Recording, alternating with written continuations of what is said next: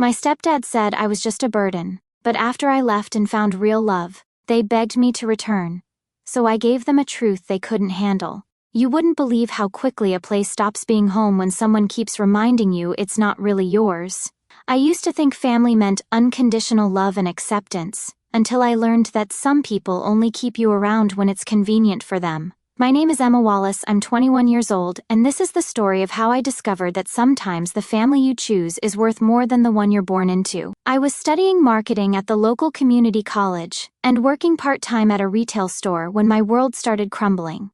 Well, to be honest, it had been crumbling for years, but I was too young and too hopeful to see it clearly. My stepfather Frank had been in my life since I was 12, and from day one, he made it crystal clear that I was an unwelcome guest in what used to be my home. Frank was 48, worked as a delivery driver, and had this way of making me feel like every breath I took in that house was a personal insult to him. "This isn't your house, Emma," he'd say whenever I'd leave a cup in the sink or forget to turn off a light. "You can pack up and leave anytime you want." The words became his favorite weapon, delivered with a cold smile that never reached his eyes. At first, I thought he was just adjusting to having a stepdaughter. Mom always made excuses for him. He was stressed about work, he wasn't used to kids, he needed time to warm up to me. But 9 years later, he was still throwing those same threats around like confetti. The worst part wasn't even Frank's constant reminders that I didn't belong. It was watching my mother sit silently at the dinner table while he tore me down, or worse, actively take his side when I tried to defend myself. "Emma, just apologize to Frank," she'd whisper when he'd storm off after one of his lectures about how I was a burden on their finances. "You know how he gets." I did know how he gets, and that was exactly the problem. Living in that house felt like walking on eggshells that were constantly shifting under my feet. I'd come home from work exhausted, having spent 8 hours dealing with difficult customers and demanding managers, only to face Frank's interrogation about where I'd been, why I was 5 minutes later than usual, or why I looked ungrateful for the roof over my head. The roof that apparently wasn't really over my head at all, according to him. I started spending more and more time at the campus library, not because I needed to study, but because it was the only place I felt truly peaceful. The silence there wasn't hostile like the silence at home, it was just quiet, welcoming, normal. I'd sit in the corner with my marketing textbooks spread out in front of me, but half the time I wasn't really reading. I was just breathing, existing without someone analyzing my every move for signs of disrespect or ingratitude. The breaking point came on a Tuesday evening in March. I had just gotten home from work, still wearing my retail uniform and carrying a bag of groceries I'd picked up with my own money. Frank was sitting in his recliner, beer in hand, watching some loud action movie. I said hello and headed toward the kitchen to put the groceries away. That's when he started in on me about the electric bill. "Do you see this?" He waved a piece of paper in the air. $60 higher than last month. I wonder who's been leaving their laptop charger plugged in all the time. His voice had that familiar edge, the one that meant he was looking for a fight. I took a deep breath and kept unpacking groceries. I had learned that sometimes ignoring him was the safest option. But Frank wasn't done. "I'm talking to you, Emma. The least you could do is look at me when I'm addressing you about your waste of my electricity." I turned around slowly, my hands still gripping a can of soup. "Frank, I unplug everything when I'm not using it. I've been doing that for years because you asked me to." My voice was steady, calm, reasonable. All the things that usually made him angrier. "Don't give me that attitude," he snapped, standing up from his chair. "This is my house, and I'm tired of supporting someone who can't even show basic respect." There it was again, my house. His electricity, his generosity. Never mind that I'd been contributing to household expenses since I got my first job at 16. Never mind that I cleaned, cooked, and tried my best to stay out of his way. Something inside me just broke, not in a dramatic, explosive way, but more like a balloon slowly deflating. I looked at this man who had spent 9 years making me feel like an intruder in my own life, and I realized I was done. Completely, utterly done. "You know what, Frank?" I said, setting the can of soup down on the counter with deliberate care. "You've been telling me I can leave any time I want for 9 years. Maybe it's time I took you up on that offer." The words came out steadier than I felt. Frank's face went through several expressions. Surprise, irritation, then something that might have been panic. "Now hold on," he started, but I was already walking toward my room. "Emma, don't be dramatic. I was just making a point about the electric bill. But I wasn't listening anymore. For the first time in years, I felt like I could breathe properly. The decision had been made, and it felt like lifting a weight off my chest that I hadn't even realized I'd been carrying. I called my grandmother that night. Grandma Rose had always been my safe harbor, the one person in my family who never made me feel like I had to earn my place at the table. When I explained the situation, she didn't hesitate for even a second. "Pack your things, sweetheart. Your grandfather and I will drive over tomorrow to help you move." No questions about whether I was overreacting, no suggestions to work things out with Frank, just immediate, unconditional support. The next day, Frank seemed genuinely shocked that I was actually leaving. He kept hovering around while I packed, making comments about how I was being too sensitive and taking things the wrong way. Mom appeared and disappeared like a ghost, occasionally asking if I was sure about this but never actually trying to convince me to stay.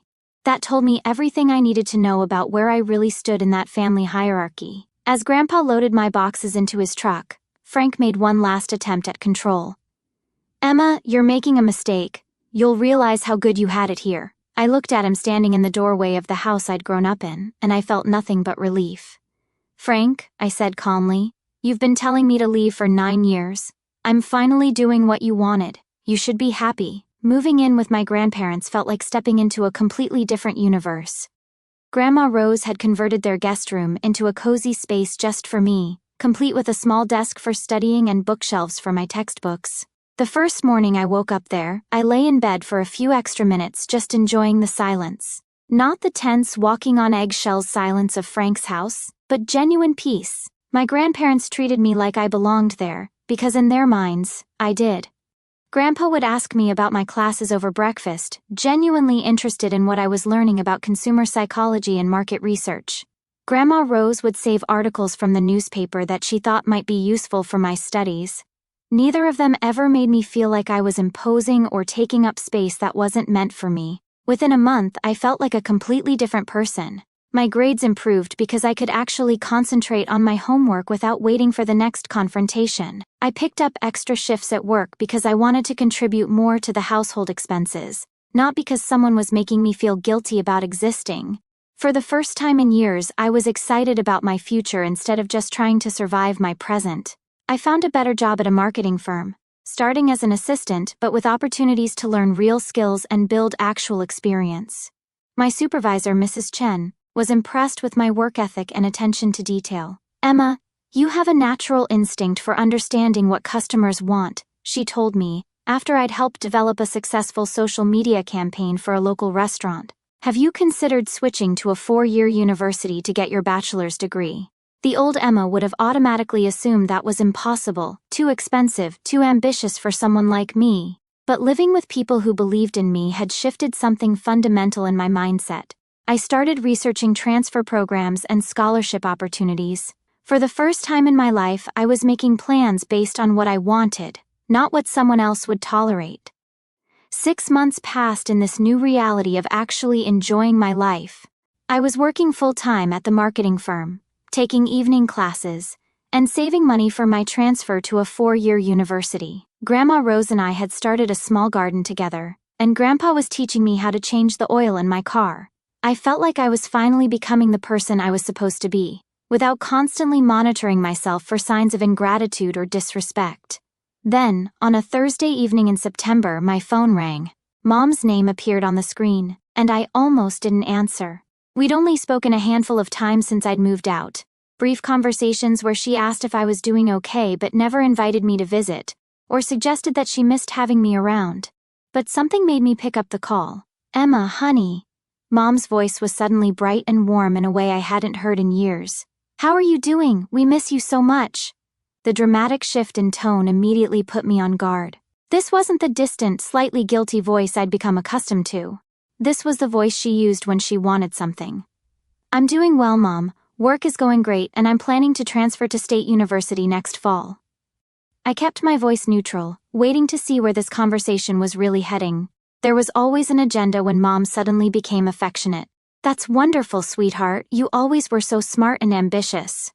She paused, and I could practically hear her gathering courage for whatever came next. "Listen, Emma, I was wondering, would you consider moving back home? We really miss having you here, and well, things have been a little tight financially lately.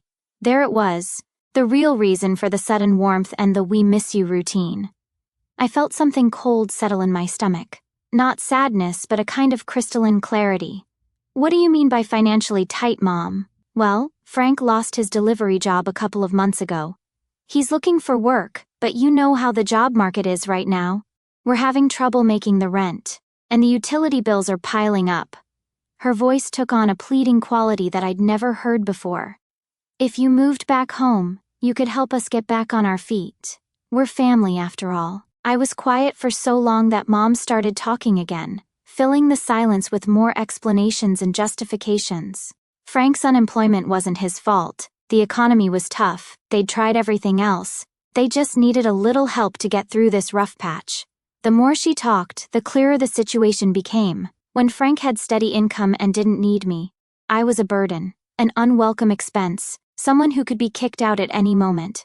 Now that they were struggling financially, suddenly I was family again. Suddenly I was missed and wanted and needed. The hypocrisy was so blatant it almost made me laugh. "Mom," I said, interrupting her mid-sentence explanation about their mortgage payments. "Let me make sure I understand this correctly. For 9 years, Frank has been telling me I don't belong in that house, that I can leave any time I want, that I'm a financial burden on your family. Now that he's unemployed and you need money, you want me to come back and help pay the bills? Emma, that's not... I mean, we always loved having you here." Frank was just stressed sometimes, but he never meant...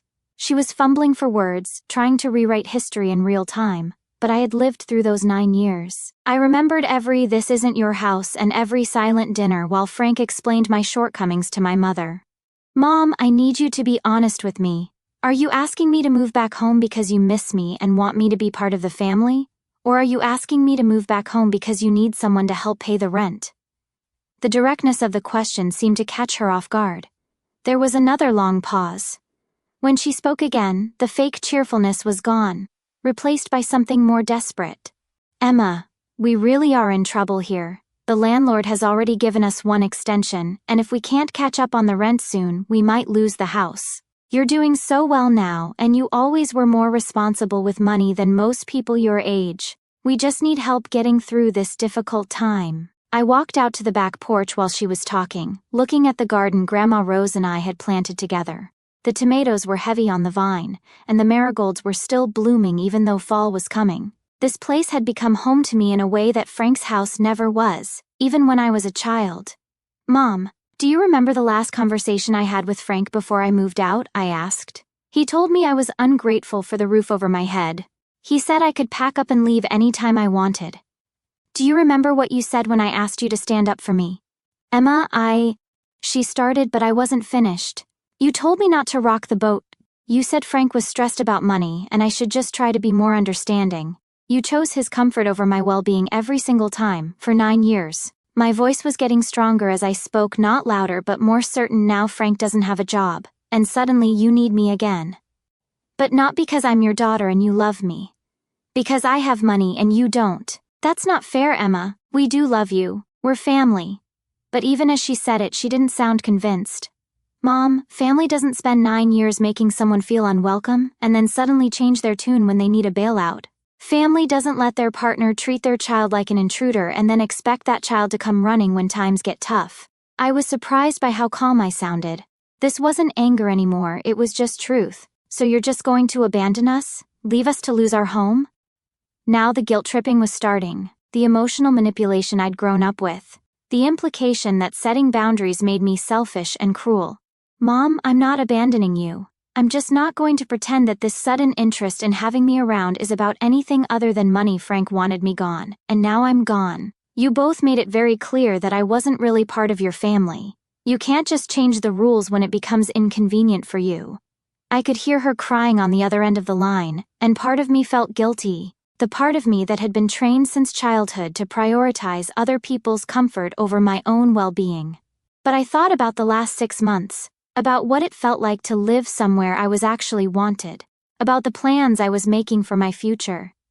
I thought about Frank's face when he told me I could leave any time I wanted. "Mom, I have to go," I said gently. "I hope things work out for you and Frank, I really do. but I'm not coming back to be your financial solution to a problem I didn't create. After I hung up, I sat on the porch for a long time, watching the sunset paint the sky orange and pink. Grandma Rose came out with 2 cups of tea and sat down beside me without asking what was wrong. She had this gift for knowing when someone needed quiet companionship instead of questions. You know, she said eventually, when your mother was about your age, she went through a phase where she thought love meant never saying no to people. She thought if she just gave enough, sacrificed enough, made herself small enough, everyone would appreciate her and treat her well. Grandma Rose sipped her tea thoughtfully. It took her a long time to learn that people who only want you when you're useful aren't really loving you at all. I looked at my grandmother, this woman who had opened her home to me without hesitation, who had never once made me feel like I was taking up too much space or asking for too much support. How do you know the difference, I asked, between people who actually care about you and people who just want what you can give them? Time, she said simply. The people who really love you stick around when you can't give them anything. They celebrate your successes without wondering what's in it for them. They don't keep score of who owes what to whom. She reached over and patted my hand. And they never, ever make you feel like you have to earn your place at their table. Over the next few weeks, Mom called 3 more times. Each conversation followed the same pattern. She'd start with guilt, move on to promises that things would be different if I came back, and eventually resort to accusations that I was being selfish and ungrateful. Frank never called himself, which told me everything I needed to know about how sincere their newfound desire for my company really was. The last time we spoke, Mom told me they were going to have to move in with Frank's brother because they couldn't make the rent. I hope you're happy, she said, as if their financial problems were somehow my fault. I hope your new life was worth destroying your family. Mom, I said quietly, I didn't destroy anything. I just stopped pretending that being mistreated was the same thing as being loved. And then I hung up. That night, I had dinner with my grandparents and told them about the conversation. Grandpa listened carefully and then asked, "Do you feel bad about your decision?" I thought about it for a moment, really examined my feelings instead of just reacting to them. I feel sad, I said finally. Sad that it came to this, sad that they only see me as a source of money, sad that I can't have the kind of family I always wanted. But I don't feel bad about protecting myself from people who would use me and then throw me away again when it suited them. Grandpa nodded approvingly. That's the difference between regret and grief, Emma. Regret is when you wish you'd made a different choice. Grief is when you're sad about a situation even though you made the right choice. A year later, I transferred to State University with a partial scholarship and a clear plan for my future. I was majoring in marketing with a minor in psychology, fascinated by the ways people make decisions and form relationships. My professors were impressed with my maturity and work ethic, and I landed an internship with a mid-sized advertising agency. I still lived with my grandparents during breaks and summers, and their house had become truly home to me in every sense of the word. I contributed to household expenses because I wanted to, not because someone was keeping track of whether I was pulling my weight. I helped with yard work and cooking because I was part of a family that functioned as a team, not because I was trying to prove I deserved to exist in the space I occupied. Sometimes I wondered what happened to Mom and Frank after they moved in with his brother. I heard through distant relatives that Frank eventually found another delivery job, and that they'd rented a smaller apartment across town. Part of me hoped they were doing well. Part of me hoped they'd learned something from the experience about how you can't treat people badly and then expect them to rescue you when life gets difficult. But mostly, I didn't think about them at all. I was too busy building the life I actually wanted, surrounded by people who loved me not for what I could provide but for who I was. I learned to trust my instincts about people, to recognize the difference between someone who was temporarily struggling and someone who saw me as a solution to their problems. During my senior year, I met David, a fellow marketing major who came from a family that actually functioned like families are supposed to. The first time he invited me to have dinner with his parents, I was terrified. I spent the entire drive to their house mentally preparing for criticism, for subtle tests to see if I was worthy of their son's attention, for the kind of conditional acceptance I'd grown up thinking was normal. Instead, his mother hugged me when we walked in the door and asked genuine questions about my classes and career plans. His father told stories about his own college experiences and offered advice about job hunting without making me feel stupid for not already knowing everything. They treated me like I belonged there simply because their son cared about me. It was revolutionary. "Your family is so normal," I told David later, and he laughed because he thought I was joking, but I wasn't. The absence of drama, the presence of genuine affection, the way they supported each other without keeping score. It was like discovering a new species of human relationship. When David and I got engaged during graduate school, his family welcomed me with open arms. His mother asked if I wanted to include my family in the wedding planning, and I had to explain the situation carefully. I was worried she'd think less of me, assume I must have done something terrible to end up estranged from my own mother. But David's mother just nodded thoughtfully and said, "Sometimes the family you choose is more important than the family you inherit.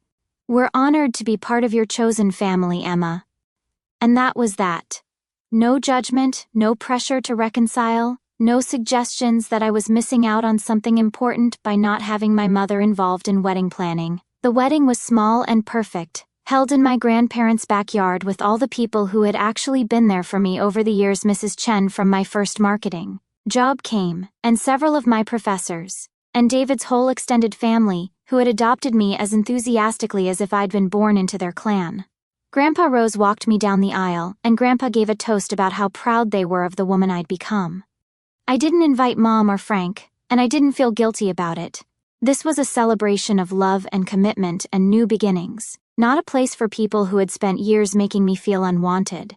Some traditions aren't worth preserving if they come at the cost of your peace and happiness. Now, 5 years later, I run my own marketing consultancy, and David and I are expecting our first child. We bought a house 2 streets over from my grandparents, close enough for Sunday dinners and babysitting, far enough for privacy and independence. We're planning to name the baby Rose if it's a girl, after the woman who taught me what unconditional love actually looks like. Sometimes people ask me if I ever regret cutting off contact with my mother and stepfather. The answer is always no, but not for the reasons they expect. I don't regret it because it was the right choice for my mental health and my future. I don't regret it because it taught me to value myself enough to walk away from people who don't value me. But mostly, I don't regret it because it led me to understand something crucial about love and family and belonging. Real love doesn't come with conditions and expiration dates. Real family doesn't make you prove your worth on a daily basis. Real belonging doesn't require you to make yourself smaller so other people can feel bigger. I learned that you can't save people from the consequences of their own choices, and you can't love someone into treating you well. You can only control your own actions, set your own boundaries, and choose your own path forward. Sometimes that path leads away from the people who raised you, and that's okay. Sometimes the most loving thing you can do is love yourself enough to leave. The last I heard, Frank was still working delivery jobs, and Mom was still making excuses for why their life never quite worked out the way they planned. They never did figure out that you can't build happiness on a foundation of making other people feel small. They never learned that love isn't something you withdraw when someone stops being useful to you. But I learned that home isn't where you come from, it's where you're celebrated for who you are.